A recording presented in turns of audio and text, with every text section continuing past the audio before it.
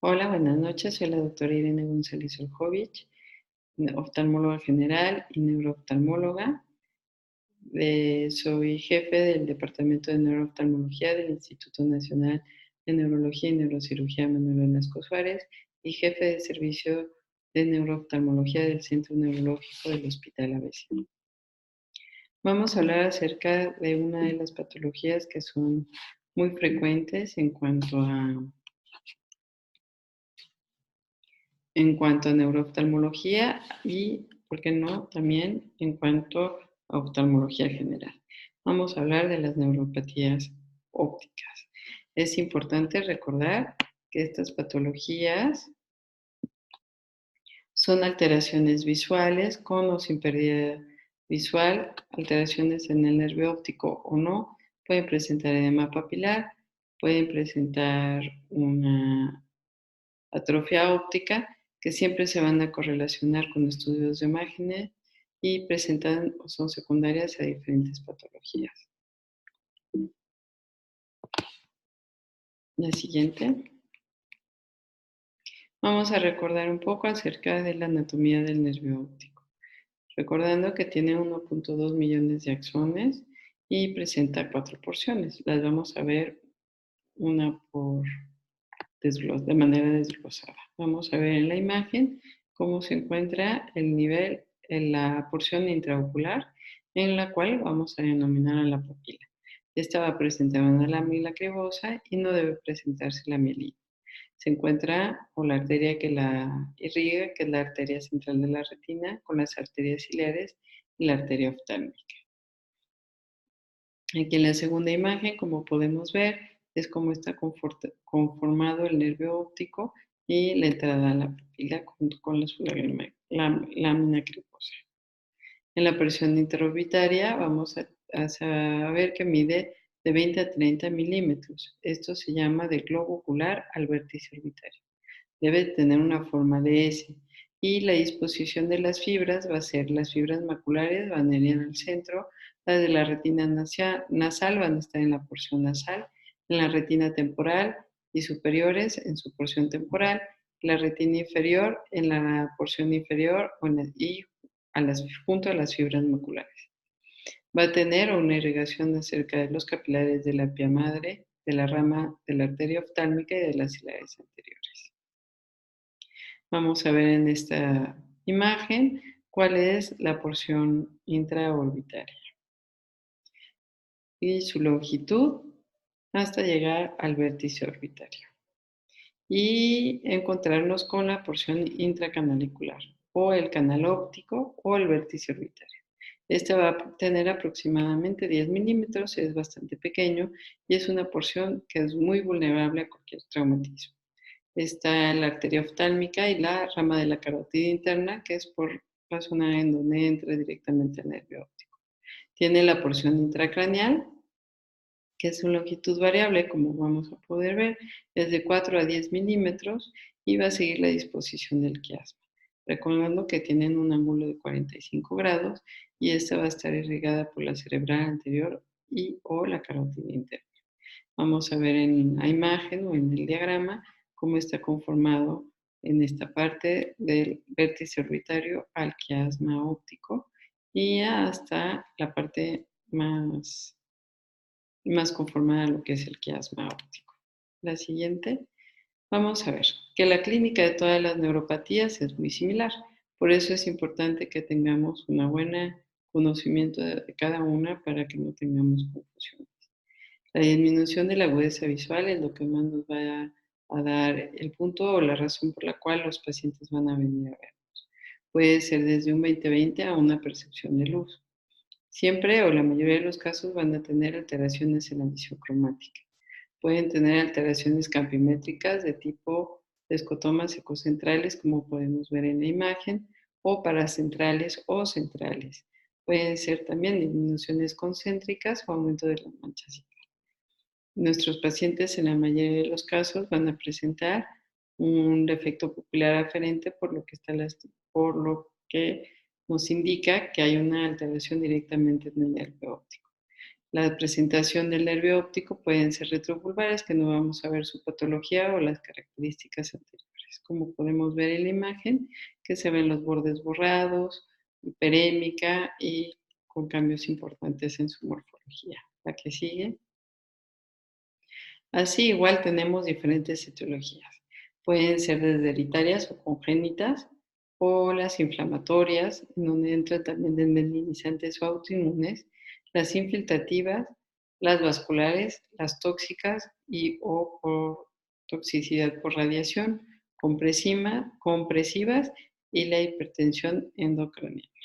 Vamos a desmenuzarlas unas por unas. Anomalidades congénitas. En cuanto a estas, vamos a tener varias que nos van a llegar con mucha frecuencia a nuestros consultorios. Y una de ellas va a ser la hipoplasia papilar. La mayoría de los casos es bilateral, pero se puede presentar de manera simétrica. Se puede o no asociar alteraciones neurológicas. Y si se asocia a estas, vamos a tener alteraciones de la línea media como el síndrome de Morsier, una displasia septoóptica. Estas se van a presentar en el 40% de las anormalidades de la papila, o sea, es bastante frecuente, con o sin afectación visual. Otras que son muy frecuentes que vemos en nuestro consultorio son las papilas oblicuas, que son secundarias a miopía o astigmatismo. Vamos a ver en la imagen cómo se encuentra una hipoplasia papilar, que es una papila muy pequeña, y una papila oblicua en nuestra segunda imagen. La que sigue. Otras alteraciones congénitas son los colobomas o los pits del nervio óptico. Esto van a ser por un cierre inadecuado en el cuadrante inferior nasal de la copa óptica al momento del desarrollo embriológico. Se asocian con alteraciones oculares como una microcórnea, alteraciones en el iris cuando los efectos son más grandes. Pueden en la mayoría de los casos tener alteraciones visuales y el estrabismo son una de las principales causas por las cuales nos llevan a consulta. El Morning Glory, que es un cierre incompleto, completamente mesenquimatoso del neuroectodermo, y este sí se va a asociar en la mayoría de los casos con alteraciones neurológicas. Vamos a ver en nuestra imagen un coloboma y en la segunda un Morning Glory. La que sigue. Los estafilomas normalmente son secundarios a miopía alta y las drusas del nervio óptico son unas alteraciones del nervio óptico que las vemos con mucha frecuencia. Pueden presentarse durante la vida, nos causan un pseudopapiledema y es por esto que al momento de la exploración es un hallazgo y se inicia un protocolo de estudio y después encontramos las drusas. Aumenta el riesgo de una neuropatía óptica isquémica y pueden tener, como ya dijimos, o pueden ser en la mayoría de los casos hallazgos en exploración. Generalmente las podemos observar o son papilas que están elevadas sin presencia de líquido peripapilar. Y en una fluorangiografía, en la fase negrita, las podemos corroborar. Lo más importante para el estudio de para el diagnóstico de estas drusas es realizar un ultrasonido ocular para que ahí se puedan replicar. Todas las alteraciones hereditarias se asocian o no a síntomas neurológicos, como ya hablamos. Hay algunas que son secundarias o a patologías sistémicas. Por ejemplo, la neuropatía óptica del Leber, que es una mitocondriopatía. Normalmente son los hombres que lo presentan desde los 8 a los 60 años y tienen un pico de presentación entre los 26 y los 30. La mayoría de los casos son asimétricos y estos son alteraciones genéticas de tipo dominante o recesivas. Hay que recordar que la portadora es la mujer porque es la portadora de las mitocondrias. Por consiguiente, los hombres no son portadores y por eso es que normalmente ellos son los que lo padecen. La neuropatía de Jerr es una neuropatía rara y es una pérdida progresiva visual y normalmente familiar. Se pueden asociar alteraciones auditivas. La siguiente. Vamos a hablar una de las causas más frecuentes en cuanto a las neuropatías, que son las neuritis ópticas. Las vamos a dividir en dos, las típicas y las atípicas. Las típicas, estas se presentan con una pérdida visual progresiva uni o bilateral. Pueden ser desde el 20/20 a la no percepción de luz. Siempre van a tener un defecto cromático y siempre va a estar presente un defecto pupilar a frente. El 90% presentan un dolor retroocular que aumenta con los movimientos oculares. Tienen características clínicas de retrovulvares en el 65% y con una inflamación anterior o que nosotros vemos la papilitis en un 35%. No tienen pico de edad, pueden ser desde los muy pequeños hasta los muy ancianos. Tienen una recuperación muy importante del 96% de las 6 o 8 semanas con y a pesar de nuestro tratamiento médico. Como podemos ver en la imagen, presentan edema con bordes borrados o una hiperemia. Se presenta un defecto pupilar que al momento que nosotros mandamos el haz de luz va a haber una miosis y después una midriasis. Y los campos visuales cinéticos en la mayoría de los casos presentarán un escotoma central o secocentral, como podemos ver en el campo visual. La que sigue. En cuanto a las atípicas, estas siempre se van a presentar con un daño mayor o con mayor importancia. Pueden ser desde un 20/20 a una percepción de luz. El efecto campimétrico va a ser las mismas características. En algunos casos se presentan sin dolor periocular y esto nos habla de que son atípicas. Se pueden acompañar de alguna otra inflamación a nivel ocular como una uveitis, una estrella macular, infiltrados retinianos. Pueden ser pacientes de menor o mayores de 50 años. No van a presentar una recuperación como la habíamos visto en las típicas entre las 6 y las 8 semanas. Siempre van a presentar alteración en la visión de los contrastes con las pruebas cromáticas y las pruebas de estereopsis. Están alteradas y hay o no otras evidencias de condiciones sistémicas.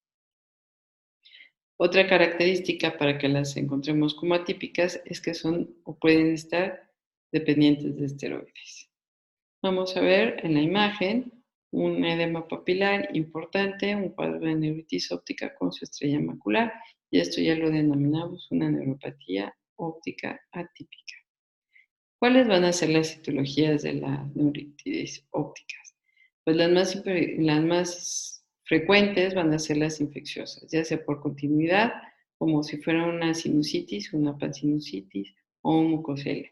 Las virales son muy frecuentes y estas en muchas ocasiones son lo que hacen que las neuritis ópticas sean muy estacionales. Pueden ser otras enfermedades como sífilis, Lyme, herpes, HIV,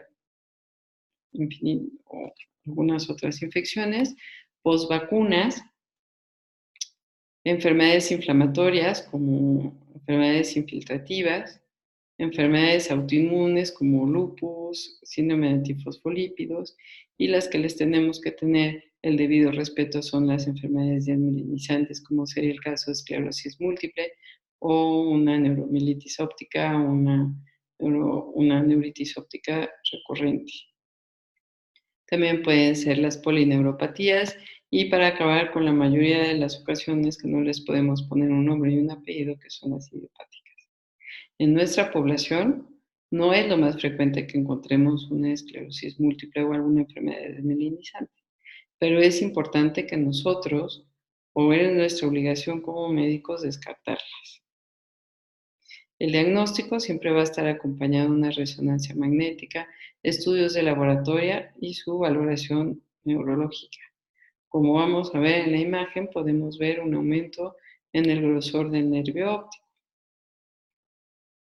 El tratamiento es un gran debate y en muchas ocasiones se debe o se hace según la escuela de cada escuela. Los esteroides siempre van a ser nuestros mejores aliados ya sea retrovulvares, orales o sistémicos, y esto va a depender de la etiología o de la patología de base. Se tienen que dar medidas de sostén y, por supuesto, se tiene que investigar la causa.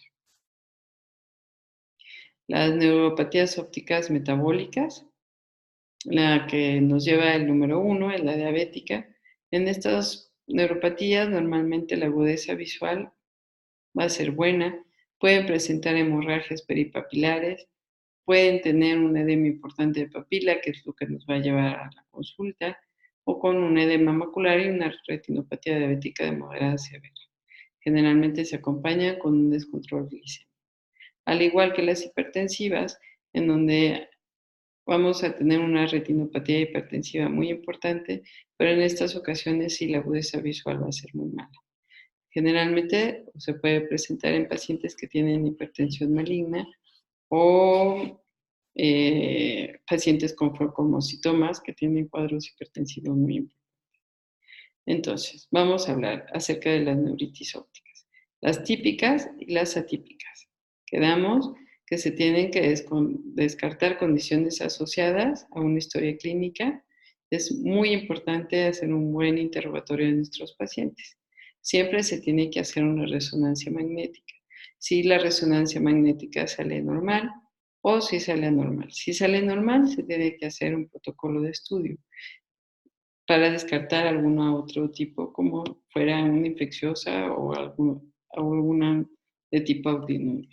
Y las anormales, si encontramos datos de esclerosis múltiple o enfermedad mielinizante, pues se tiene que considerar en la aplicación de bolos de metilprednisolona y valoración por un neurólogo.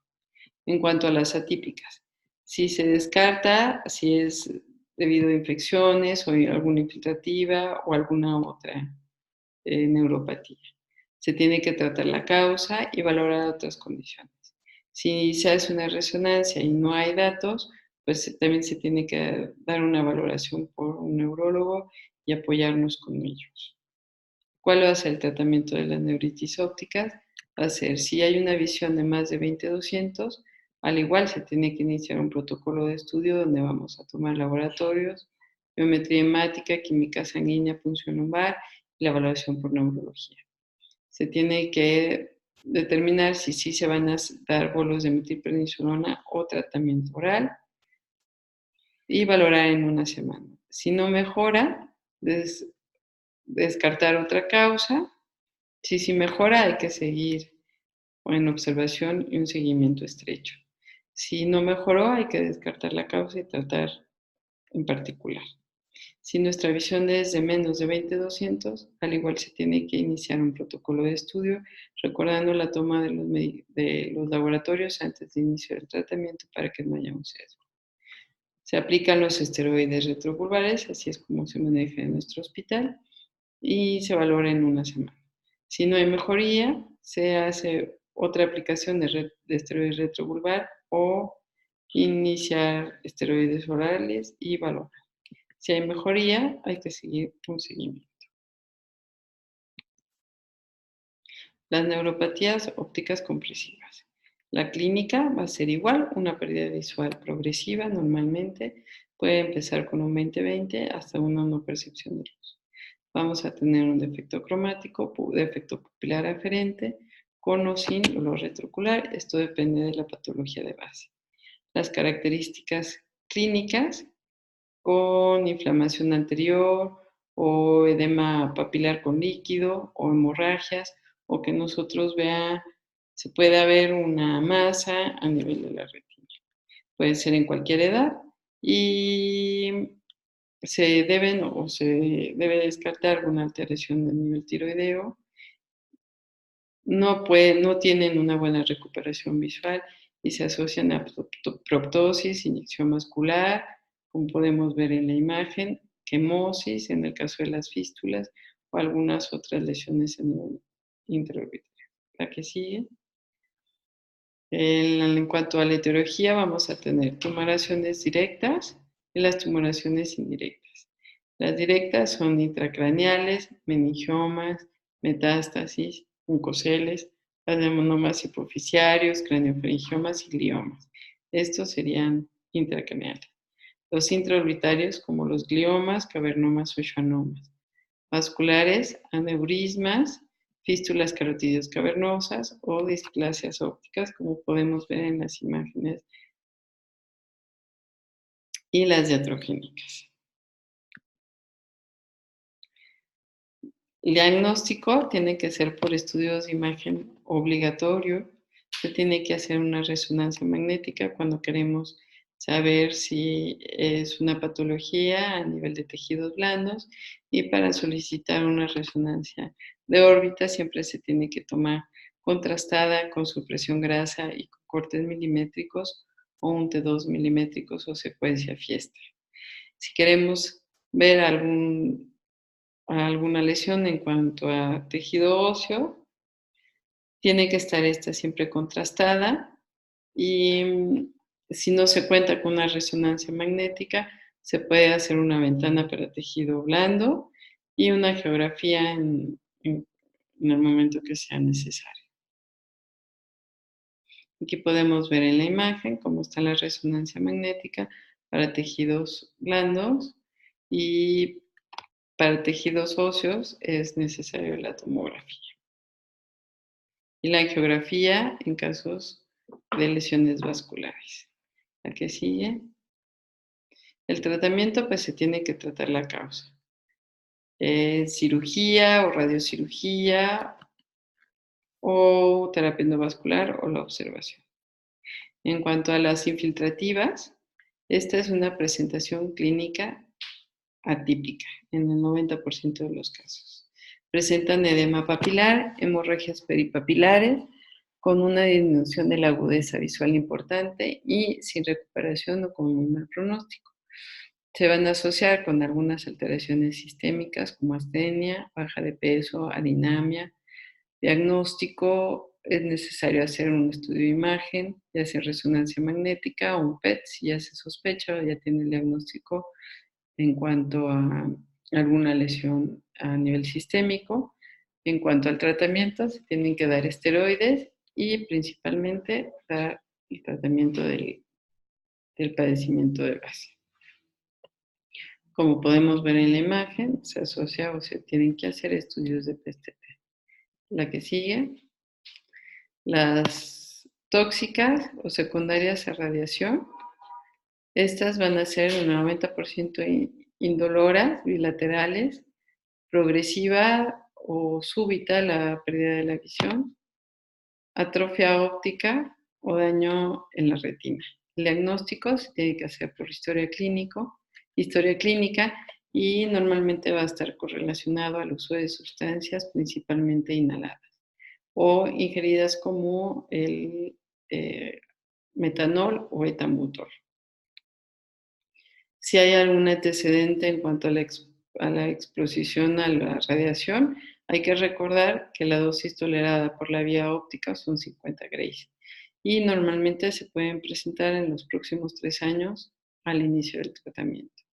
Es muy importante hacer un estudio de imagen, una resonancia magnética con un PET, para que podamos ver o sospechar este tipo de neuropatías.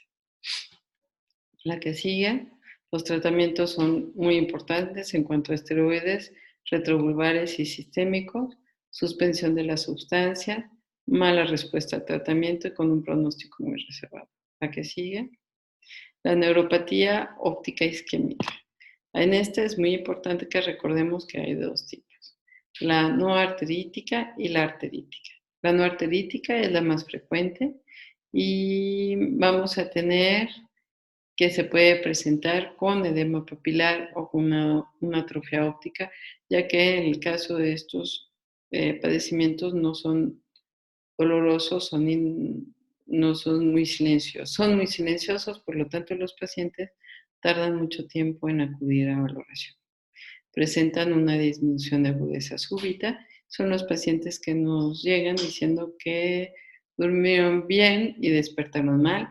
En la mayoría de los casos son mayores de 50 años y tienen alteraciones metabólicas asociadas, hipertensión arterial, diabetes o arteriosclerosis, de manera no controlada.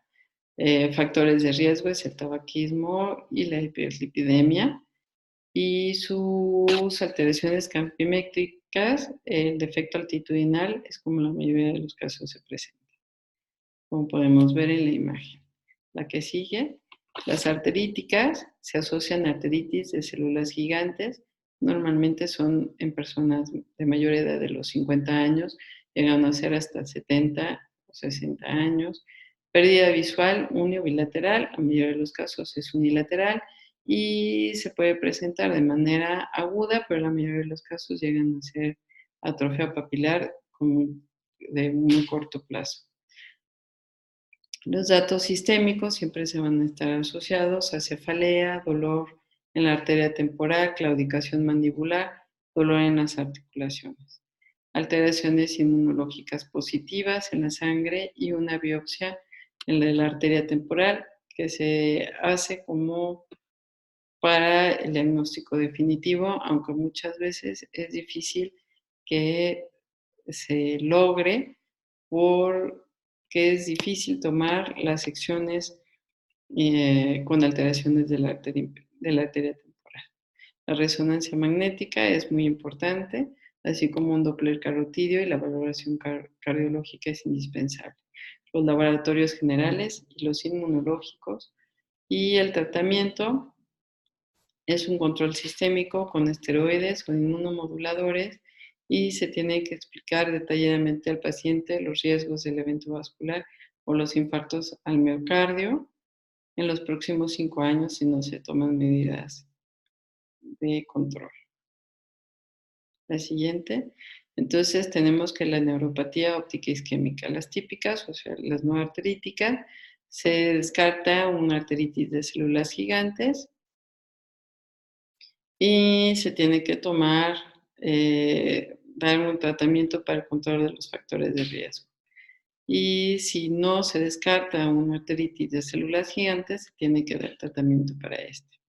Las atípicas, se tiene que hacer una valoración integral de cuáles son, o dar una etiología de las neuropatías, de otro tipo de neuropatías, y dar un tratamiento y seguimiento de los factores de riesgo.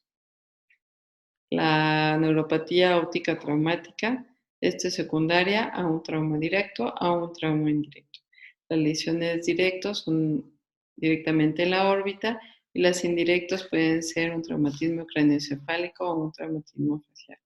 Como podemos ver en la imagen, se puede hacer la sección directamente del nervio óptico, ya que recordemos que la porción canalicular es la más vulnerable a los traumatismos. La siguiente, en estos pacientes vamos a tener una disminución súbita al momento de la lesión o progresiva de la visión si es secundaria a edema. Vamos a tener alteraciones cromáticas, un defecto pupilar aferente, diferentes tipos de escotomas. El diagnóstico en este caso lo que más nos va a orientar es una tomografía porque vamos a ver los defectos óseos y una resonancia magnética. El tratamiento se tiene que dar esteroides a grandes cantidades, en caso de ser necesaria la cirugía, realizarla y el pronóstico va a ser muy reservado. Y nuestra última neuropatía va a ser el papiledema. La definición es que el papiledema es un edema bilateral secundario a hipertensión endocrinal. Si no cuenta con esta característica, no se puede hablar de un papiledema. Tienen ciertas diferencias a otras neuropatías, como una disminución súbita o progresiva de la visión, no lo van a presentar, a menos que sean en etapas muy tardías. Tienen alteraciones cromáticas, en muy pocos casos, no van a tener un defecto pupilar aferente, tienen alteraciones campimétricas variadas, como aumento de la mancha ciega o una disminución concéntrica cuando ya son en etapas crónicas. Pueden acompañarse con una paresia del sexto nervio craneal, unio bilateral, y esto es por la longitud de este nervio. El diagnóstico va a ser muy importante, la punción lumbar para corroborar la hipertensión cuando tengamos una presión de apertura de más de 220 milímetros de agua. es indispensable hacer una resonancia magnética y una tomografía. La valoración por el neurólogo o estar acompañado de un neurólogo es muy necesario. Podemos ver en la imagen los diferentes estadios de un papiledema y viendo que al momento de que es atrófico, las papilas se encuentran muy pálidas. Se pueden encontrar las líneas de Patton, como la podemos ver en la segunda imagen, o los quesos son pliegues secundarios al líquido que se encuentra peripapilar. Es muy importante hacer, como ya dijimos, la correlación con la presión intracraniana, con la punción lumbar. Las etiologías pueden ser por una obstrucción del líquido cefalorraquídeo, ya sea por inflamación por tumores o un edema cerebral, por una hemorragia, que haya una compresión directa del sistema ventricular, un pseudopapiledema, que estas son las blusas del nervio óptico, como ya habíamos hablado, en las cuales nos orienta a pensar en un papiledema, pero al momento que nosotros hacemos nuestro protocolo de estudio, nos damos cuenta que son drusas y no hay un edema tal cual con un aumento de la presión endocraniana. Es importante tratar la causa y hacer una cirugía o por los neurocirujanos hacer una derivación ventrículo-peritoneal o restricción de la tumoración o de la hemorragia. El pronóstico va a ser reservado y esta es una de las neuropatías que puede comprometer la vida del paciente. Aquí podemos ver una imagen de las blusas nuevamente y una neurocirugía.